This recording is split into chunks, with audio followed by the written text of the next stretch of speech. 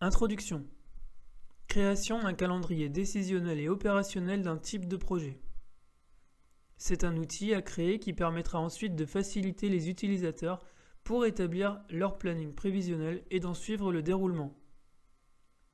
La procédure sera la suivante. 1. Le calendrier décisionnel et opérationnel d'un type de projet. 2. Créer un nouveau calendrier opérationnel.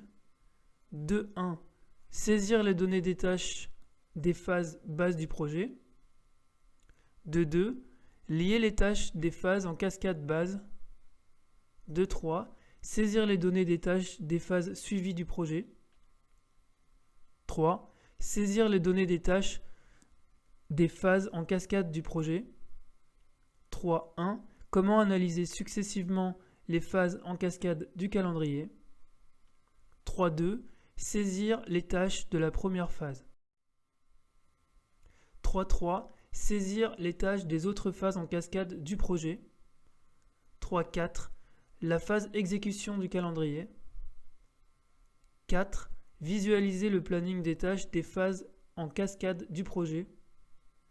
5. Utilisation des critères pour la visualisation des tâches pour les plannings.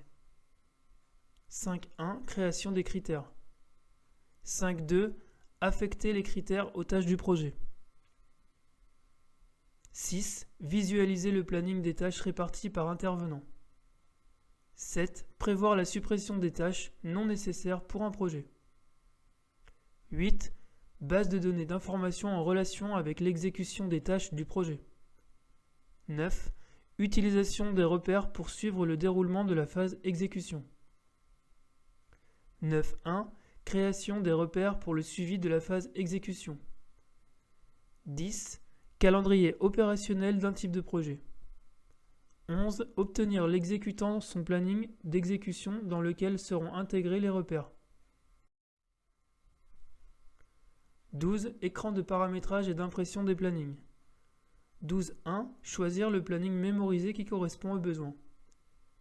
12.2. Paramétrage des plannings sur une page. 12.3. Paramétrage de la page planning. 12.4. Impression des plannings. 13. Intérêt du calendrier opérationnel pour les utilisateurs.